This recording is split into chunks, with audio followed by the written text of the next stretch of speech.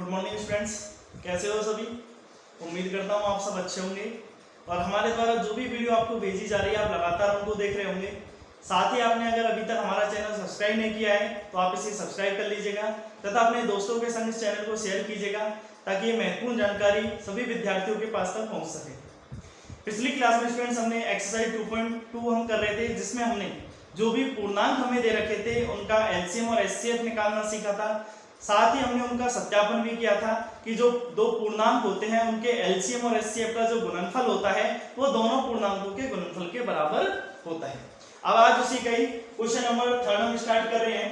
Question number 3 है, अभाज्य गुणनखंड विधि के द्वारा निम्न का एचसीएफ एवं एलसीएम ज्ञात करो। यानी कि जो भी संख्याएं हमें दे रखी है इनका हमें एलसीएम भी निकालना और एचसीएफ निकालना है। पिछले जो क्वेश्चन में हमने किया था वहां पर हमारे पास केवल दो संख्याएं यानी कि दो पूर्णांक दे रखे थे, यहाँ पर हमें तीन संख्याएं दे रखी है। तो जैसे हमने दो संख्याओं का किया था ऐसे ही हम तीन संख्याओं के करेंगे अभाज्य गुणनखंड विधि से। तो देखिएगा, सबसे पहले मैं 12 के अभाज्य गुणनखंड कर रहा हूं। तो ये लिखा हमने 12 और इसके अभाज्य गुणनखंड यदि मैं करता हूं तो इकाई अंक हमारे पास 2 है, यानी कि 2 से विभाजित हो जाएगा 6 बार, वापस इसको 2 से विभाजित करेंगे ये हो जाएगा 3 बार और 3 विभाजित हो जाएगा 3 से 1 बार। यानी कि 12 के जो गुणनखंड हमारे पास निकल के आए हैं वो निकल के आए हैं 2 की घात 2, क्योंकि 2 हमारे पास 2 बार आ रहा है तो मैं इसको 2 की घात 2 लिख सकता हूं गुना 3। ये हो गए हमारे पास 12 के गुणनखंड। अगली संख्या है हमारे पास 15। तो जब हम 15 के गुणनखंड निकालेंगे, अब यहाँ पर इकाई अंक हमारे पास 5 है, यानी कि ये संख्या 2 से विभाजित नहीं होगी तो हम इसको 3 से विभाजित करेंगे तो ये हो जाएगी 5 बार विभाजित और 5 से 5 हो जाएगा 1 बार विभाजित। यानी कि 15 के गुणनखंड हमारे पास निकल के आए हैं 3 गुना 5। अगली संख्या है हमारे पास 21। 21 के हम गुणनखंड निकाल रहे हैं तो देखिएगा यहाँ भी इकाई अंक हमारे पास 1 है, यानी कि ये संख्या 2 से विभाजित नहीं होगी तो इसको हम 3 से विभाजित करेंगे तो 3 से ये विभाजित हो जाएगा 7 बार और 7 विभाजित हो जाएगा 7 से 1 बार।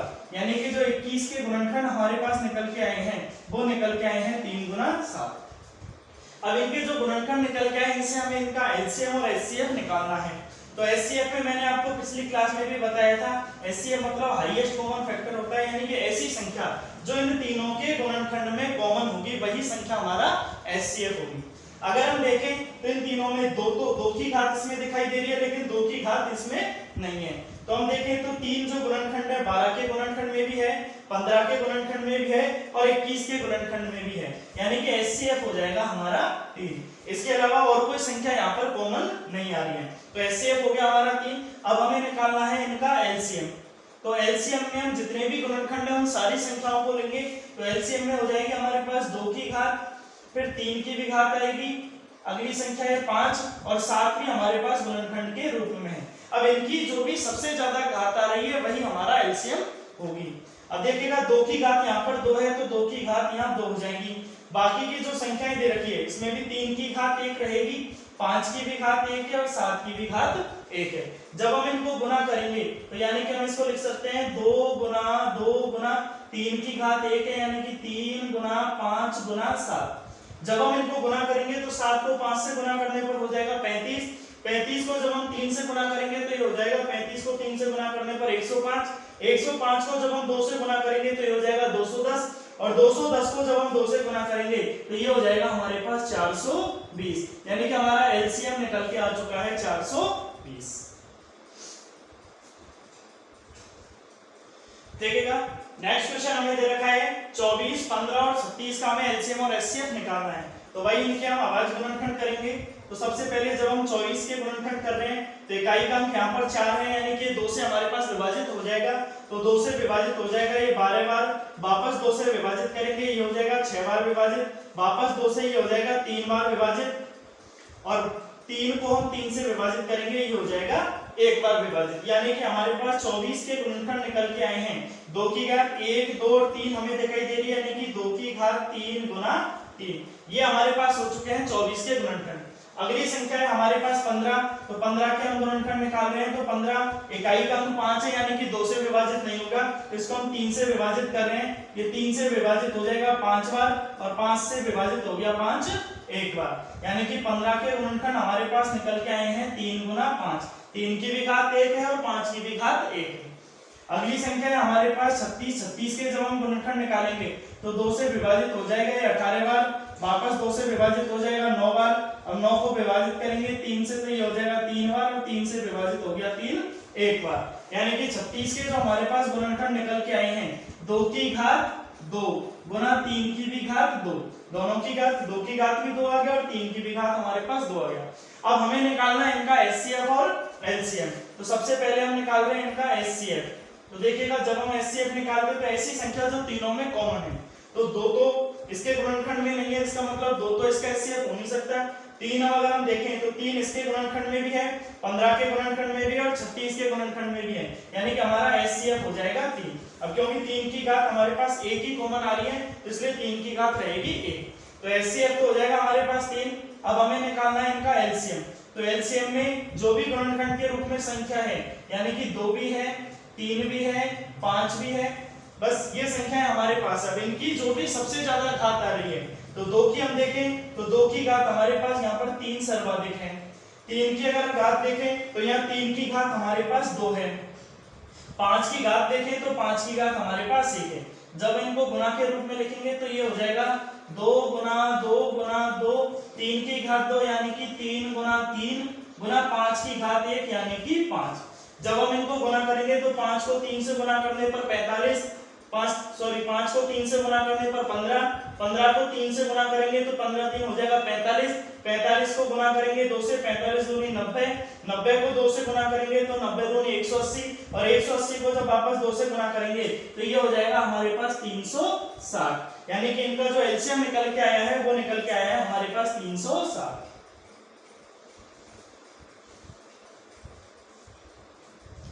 देखिएगा नेक्स्ट क्वेश्चन है हमारे पास 17, 23 और 29।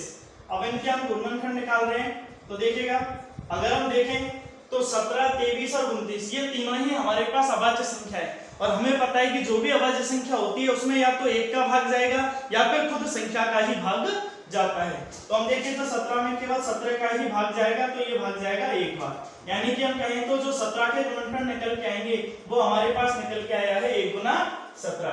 अगर हम देखें तो 23 भी अभाज्य संख्या है, तो 23 में भी केवल 23 का ही भाग जाएगा ये 1 बार, यानी कि 23 के गुणनखंड हमारे पास निकल के आए हैं 1 गुना 23। अगली संख्या है हमारे पास 29, और 29 भी एक अभाज्य संख्या है, यानी कि इसमें भी केवल 29 का भाग जाएगा, तो 29 के गुणनखंड हमारे पास निकल के आए हैं 1 गुना 29। अब हमें निकालना है इनका एचसीएफ।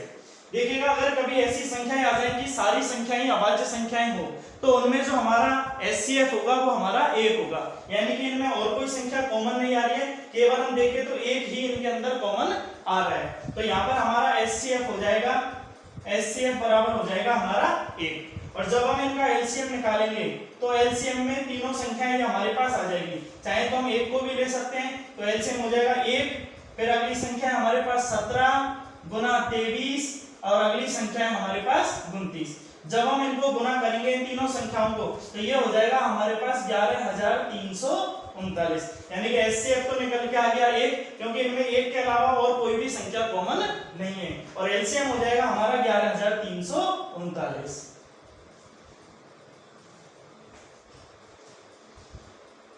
देखिएगा नेक्स्ट क्वेश्चन है हमारे पास 6, 72 और 120।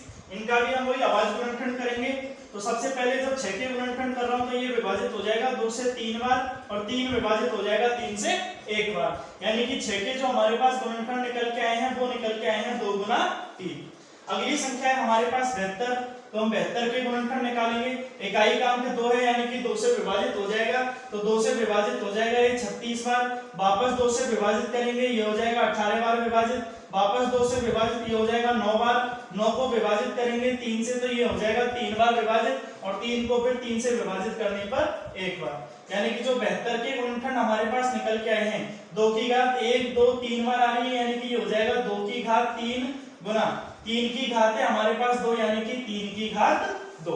अगली संख्या है हमारे पास 120, तो 120 के हम गुणनखंड निकाल रहे हैं। इकाई का अंक 0 है, यानी कि 2 से विभाजित हो सकता है, तो 2 से विभाजित हो जाएगा ये 60 बार, वापस 2 से विभाजित हो जाएगा 30 बार, वापस 2 से विभाजित करेंगे तो ये हो जाएगा 15 बार विभाजित, 15 को विभाजित करेंगे 3 से तो ये हो जाएगा 5 बार विभाजित, और 5 विभाजित हो जाएगा 5 से एक बार, यानी कि 120 के जो हमारे पास गुणनखंड निकल के आए हैं, 2 की घात कह सकते हैं हम 3 बार आ रही है, 1 2 और 3 गुना 3 की भी घात 1 है और 5 की भी घात हमारे पास 1 है। अब हमें निकालने हैं गुणनखंडों से इनका HCF और इनका LCM। तो HCF में अगर हम देखें तो तीनों में हमारे पास 2 भी कॉमन आ रहा है और 3 भी कॉमन आ रहा है, तो हमारे पास 2 भी कॉमन हो गया और 3 भी कॉमन हो गया। अब 2 की घात यहाँ पर हम देखें तो 2 की घात 1 है, यानी कि जो सबसे कम घात होती है वही हमारे HCF के रूप में आती है। तो 2 की भी घात 1 हो जाएगी और 3 की भी घात हमारे पास 1 हो जाएगी, यानी कि HCF निकल के आ गया हमारे पास 6। अब हमें निकालना है इनका LCM। तो LCM में जो भी गुणनखंड के रूप में संख्या है, यानी कि 2 भी है हमारे पास, 3 भी है हमारे पास और 5 भी है। अब इन तीनों की जो सबसे ज्यादा घात हो रही है वो हमारा हो जाएंगी LCM, यानी कि 2 की घात हम देखें तो 2 की घात हमारे पास 3 बार आ रही है, 3 की घात हम देखें तो 3 की घात 2 हमारे पास सर्वाधिक है और 5 की घात 1 बार है। अगर हम इनको गुना के रूप में लिखेंगे तो ये हो जाएगा 2 गुना 2 गुना 2, 3 की घात 2 बार है, यानी कि 3 गुना 3 और गुना करना है 5 से, ये हो जाएगा 5 से।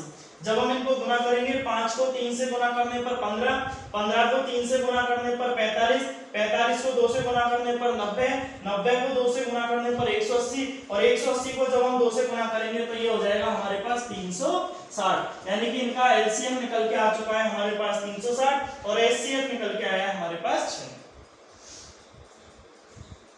देखिएगा नेक्स्ट क्वेश्चन है हमारे पास 40, 36 और 126। तो हम अवाज गुणनखंड कर रहे हैं, तो 40 के जब हम गुणनखंड करेंगे तो 40 में इकाई का अंक हमारे पास 0 है, यानी कि 2 से विभाजित हो जाएगा, ये 2 से विभाजित हो जाएगा 20 बार, ये 2 से विभाजित हो जाएगा 10 बार, ये 2 से विभाजित हो जाएगा 5 बार और 5 विभाजित हो जाएगा 5 से 1 बार, यानी कि 40 के हमारे पास गुणनखंड निकल के आए हैं 2 की घात 1 2 3 बार हमारे पास आ रही है और 5 की घात 1। तो ये हो गए हमारे पास 40 के गुणनखंड। अगली संख्या है हमारे पास 36, 36 का हम गुणनखंड निकाल रहे हैं, इकाई का अंक 6 है, यानी कि 2 से विभाजित हो जाएगा, तो 2 से विभाजित हो जाएगा 18 बार, 2 से विभाजित हो जाएगा 9 बार, 9 विभाजित हो जाएगा 3 से 3 बार और 3 को विभाजित करेंगे 3 से 1 बार, यानी कि जो 36 के हमारे पास गुणनखंड निकल के आए हैं हम कह सकते हैं 2 की घात 2 और 3 की भी घात 2, 2 की भी घात 2 है हमारे पास और 3 की भी घात 2 बार है। अगली संख्या है हमारे पास 126, तो 126 का भी हम देखें तो इकाई का अंक हमारे पास 6 है, यानी कि 2 से विभाजित कर सकते हैं हम इसको, तो 2 से विभाजित हो जाएगा ये 6 और ये 3 बार, यानी कि 63 बार विभाजित हो गया। अब देखें तो इकाई का अंक हमारे पास 3 आ चुका है, यानी कि 2 से विभाजित नहीं होगा, तो इसको हम 3 से विभाजित करेंगे, तो 3 से विभाजित हो जाएगा ये 21 बार, वापस 3 से विभाजित करेंगे ये विभाजित हो जाएगा 7 बार और 7 को विभाजित करेंगे 7 से, तो 7 से विभाजित हो गया ये 1 बार, यानी कि 126 के हमारे पास गुणनखंड निकल के आए हैं 2 की घात 1, 3 की घात 2 और गुना 7। ये हो गए हमारे पास 126 के गुणनखंड। अब हमें निकालना है इनका HCF। तो ऐसी संख्या जो तीनों में कॉमन होगी हम देखें तो केवल हमारे पास में 2 ही एक ऐसा गुणनखंड है जो तीनों में कॉमन आ रहा है, क्योंकि 5 इसके गुणनखंड में है लेकिन इन दोनों के गुणनखंड में नहीं है, तो HCF केवल हमारा 2 हो जाएगा। अब बात करते हैं हम LCM की। तो LCM में जो भी गुणनखंड के रूप में संख्याएं हैं, यानी कि 2 भी है हमारे पास, 3 भी है हमारे पास, 5 भी है हमारे पास और गुणनखंड में 7 भी है हमारे पास। अब इनकी जो सर्वाधिक घात होगी वो हमारा LCM हो जाएगी। 2 की घात हम देखें तो सर्वाधिक 3 बार हमारे पास आ रही है, 3 की घात देखें तो 2 हमारे पास सर्वाधिक बार आ रही है, 5 की घात 1 बार है और 7 की भी घात 1 बार है। जब हम इनको गुना के रूप में लिखेंगे तो ये हो जाएगा 2 की घात 3, यानी कि 2 गुना 2 गुना 2, 3 की घात 2 है हमारे पास, यानी कि 3 गुना 3 और 5 की भी घात 1 और 7 की भी घात 1। जब हम इनको गुना करेंगे तो ये गुना करने पर हो जाएगा 2520, ये हो जाएगा हमारा इसका LCM, यानी कि HCF तो निकल के आ चुका है हमारे पास 2 और LCM हमारे पास निकल के आया है 2520। देखिएगा नेक्स्ट क्वेश्चन है हमारे पास 8, 9 और 25। तो इनके हम गुणनखंड निकाल रहे हैं, तो जब हम 8 के गुणनखंड करेंगे तो ये विभाजित हो जाएगा 2 से 4 बार, 4 विभाजित हो जाएगा 2 से 2 बार और 2 विभाजित हो जाएगा 2 से 1 बार, यानी कि 8 के गुणनखंड हमारे पास निकल के आ चुके हैं 2 की घात 3। अगली संख्या हमारे पास 9, जब हम 9 के गुणनखंड करेंगे तो ये विभाजित हो जाएगा 3 से 3 बार और 3 विभाजित हो जाएगा 3 से 1 बार, यानी कि 9 के हमारे पास गुणनखंड निकल के आए हैं 3 की घात 2, यानी कि 3 गुना 3। अगली संख्या है हमारे पास 25, तो जब हम 25 के गुणनखंड निकालेंगे तो ये संख्या 5 से विभाजित हो जाएगी 5 बार और 5 से 5 विभाजित हो गया 1 बार, यानी कि 25 के गुणनखंड हमारे पास निकल के आए हैं 5 गुना 5, यानी कि 5 की घात 2। अब अगर हम देखें, अब इनका हमें निकालना है HCF और LCM। अब इन तीनों संख्याओं की यदि हम गुणनखंड में देखें तो कोई भी संख्या हमारे पास कॉमन नहीं आ रही है, क्योंकि यहाँ पर हमारे पास 2 की घात 3 है, इसमें 3 की घात 2 है और यहाँ पर 5 की घात 2 है। तो मैंने आपको पिछले क्वेश्चन में भी बताया था, यदि कभी ऐसी संख्याएं आ जाए कि उनमें कोई भी संख्या कॉमन नहीं आ रही होती है तो उनका जो HCF होता है उनका HCF 1 होता है, क्योंकि इसके गुणनखंड को हम लिख सकते हैं 2 की घात 3 गुना 1, इसको गुणनखंड को भी हम लिख सकते हैं 3 की घात 2 गुना 1 और इसके गुणनखंड को भी हम लिख सकते हैं 5 की घात 2 गुना 1। तो इनका HCF हो जाएगा हमारे पास 1। और जब हम निकालेंगे इनका LCM, तो LCM में जो भी संख्याएं गुणनखंड के रूप में आ रही है वो सारी संख्याएं हमारे पास आ जाएंगी, यानी कि हम कहें तो 1 भी है हमारे पास, 2 भी है हमारे पास, 3 भी गुणनखंड में है और 5 भी गुणनखंड के रूप में है। तो 2 की घात तो हो जाएगी हमारे पास 3 बार, 3 की घात हो जाएगी हमारे पास 2 बार और 5 की घात हो जाएगी हमारे पास 2 बार। जब हम इनको गुना करेंगे तो ये हो जाएगा 2 की घात 3, यानी कि 2 गुना 2 गुना 2, 3 की घात 2 यानी कि 3 गुना 3 और 5 की भी घात 2 है, यानी कि 5 गुना 5। जब हम इनको गुना करेंगे तो ये गुना करने पर हो जाएगा हमारे पास 1800 और ये 1800 ही होगा हमारा LCM, यानी कि HCF तो हो गया हमारे पास 1 और LCM निकल के आया है हमारे पास 1800, क्योंकि इनमें कोई भी संख्या 1 के अलावा कॉमन नहीं थी, इसलिए इनका HCF 1 निकल के आया है। देखिएगा नेक्स्ट क्वेश्चन है हमारे पास क्वेश्चन नंबर 4। किसी खेल के मैदान के वृत्ताकार पथ पर मैदान का एक चक्कर पूरा करने में रमन को 18 मिनट लगते हैं जबकि अनुप्रिया को 12 मिनट लगते हैं। यानी कि एक वृत्ताकार कोई खेल का मैदान है, तो एक रमन नाम का लड़का है और एक अनुप्रिया नाम की लड़की है, वो दोनों वृत्ताकार मैदान के चक्कर लगा रहे हैं। जो रमन नाम का लड़का है वो उसका एक चक्कर 18 मिनट में पूरा कर लेता है और अनुप्रिया को उसी मैदान का चक्कर पूरा करने में केवल 12 मिनट का समय लगता है। माना कि दोनों एक ही स्थान से एक ही समय पर चलना प्रारंभ करते हैं तथा एक ही दिशा में चलते हैं, यानी कि दोनों ने एक ही समय उस मैदान का चक्कर लगाना प्रारंभ किया और दोनों एक ही डायरेक्शन में यानी कि एक ही दिशा में वो चल रहे हैं।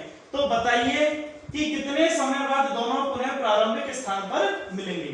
जब वो दोनों उस वृत्ताकार मैदान का चक्कर लगाएंगे तो रमन को तो 18 मिनट लग रहे हैं और अनुप्रिया को 12 मिनट लग रहे हैं, यानी कि जो अनुप्रिया है वो उस मैदान का चक्कर जल्दी कर लेती है और रमन को थोड़ा अधिक समय लगता है। लेकिन एक ना एक समय ऐसा आएगा जब दोनों वो वापस उसी पॉइंट पर मिल जाएंगे जहां पर उन्होंने चक्कर लगाना प्रारंभ किया था, और वही प्रारंभिक स्थान का हमें बताना है कि कितने समय बाद वो प्रारंभिक स्थान पर मिलेंगे। तो उन दोनों का जो प्रारंभिक स्थान पर मिलने का समय होगा वो होगा जो कि हमारा रमन यानी कि रमन का जो समय 18 मिनट और अनुप्रिया का जो समय है 12 मिनट, जो कि इन दोनों का गुणज होगा। यानी कि हम कह सकते हैं रमन तथा अनुप्रिया पुनः उस समय पर मिलेंगे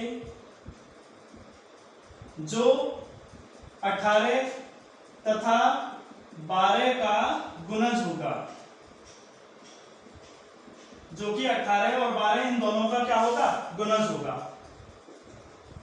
यानी कि हम कहें तो 18 और 12 का गुणज होगा, यानी कि हम कह सकते हैं कि हमें 18 और 12 इन दोनों का क्या निकालना है, LCM निकालना है। तो लिखा मैंने 18 तथा 12 का LCM निकालने पर, क्योंकि जो भी उनका LCM निकल के आएगा यानी कि हम कह सकते हैं कि उतने समय बाद वो वापस पुनः प्रारंभिक स्थान पर मिल जाएंगे LCM निकालने पर। तो देखिएगा 18 के मैं आवाज गुणनखंड कर रहा हूं, तो 18 के जब मैं गुणनखंड निकालता हूं तो ये 2 से विभाजित हो जाएगा 9 बार, 9 को विभाजित कर रहा हूं 3 से, ये हो जाएगा 3 बार विभाजित और 3 से ये विभाजित हो जाएगा 1 बार। यानी कि 18 के गुणनखंड हमारे पास निकल के आए हैं 2 की घात 1 और 3 की घात 2। अब हमें निकालना है 12 का अभाज्य गुणनखंड। तो 12 के अभाज्य गुणनखंड 2 से विभाजित किया, ये विभाजित हो जाएगा 6 बार, वापस इसको 2 से विभाजित करेंगे, 3 बार विभाजित हो गया, और 3 से 3 विभाजित हो गया 1 बार। यानी कि 12 के हमारे पास गुणनखंड निकल के आए हैं 2 की घात 2 गुना 3। जब दोनों के गुणनखंड हमारे पास निकल के आ चुके हैं तो इन दोनों का जो एलसीएम होगा वही हमारा आंसर होगा। यानी कि हम कहें तो इनका एलसीएम हम निकाल रहे हैं, तो एलसीएम बराबर अगर हम देखें तो गुणनखंड में 2 भी है हमारे पास और 3 भी है हमारे पास, तो इन दोनों की जो सर्वाधिक घात होगी वही हमारा एलसीएम हो जाएगी। यहाँ पर 2 की घात 1 है और इसमें 2 की घात 2 है, यानी कि 2 की घात 2 हो जाएगी। 3 की घात देखें तो 3 की घात 2 हमारे पास सर्वाधिक है, यानी कि 3 की घात 2। जब हम इनको गुणनखंड के रूप में लिखेंगे तो ये हो जाएगा 2 गुना 3 की घात 2, यानी कि 3 गुना 3। जब हम इनको गुणा करेंगे, 3 को 3 से गुणा करने पर 9, 9 को 2 से गुणा करने पर 18 और 18 को 2 से गुणा करने पर ये हो जाएगा हमारे पास 36। यानी कि इनका एलसीएम निकल के आ चुका है 36। यानी कि हम कह सकते हैं कि रमन और अनुप्रिया दोनों 36 मिनट के बाद प्रारंभिक स्थान पर मिल जाएंगे। अतः रमन तथा अनुप्रिया 36 मिनट बाद प्रारंभिक स्थान पर मिलेंगे, प्रारंभिक स्थान पर मिलेंगे। यानी कि दोनों का जो मिलने का समय होगा वो हो जाएगा 36 मिनट के बाद। देखिएगा नेक्स्ट क्वेश्चन है हमारे पास, एक संगोष्ठी में हिंदी, अंग्रेजी और गणित में भाग लेने वाले प्रतिभागियों की संख्या क्रमशः 60, 84 और 108 है। यानी कि एक संगोष्ठी में 3 विषय के जो प्रतिभागी हैं भाग ले रहे हैं। हिंदी के क्रमशः 60 प्रतिभागी हैं, अंग्रेजी के 84 प्रतिभागी हैं और गणित के 108 प्रतिभागी हैं। यदि प्रत्येक कमरे में बराबर संख्या में एक ही विषय के प्रतिभागी बैठाए जाते हैं तो आवश्यक कमरों की न्यूनतम संख्या ज्ञात करो। यानी कि प्रत्येक विषय के लिए जो एक एक कमरे में विद्यार्थी बैठेंगे वो समान संख्या में बैठेंगे, तो आपको बताना है कि आवश्यक कमरों की न्यूनतम संख्या ज्ञात करो।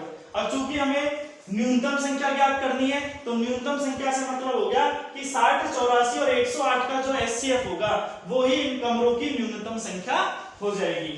तो हम यहां लिख सकते हैं, चूंकि न्यूनतम कमरों की आवश्यकता है, न्यूनतम कमरों की आवश्यकता है,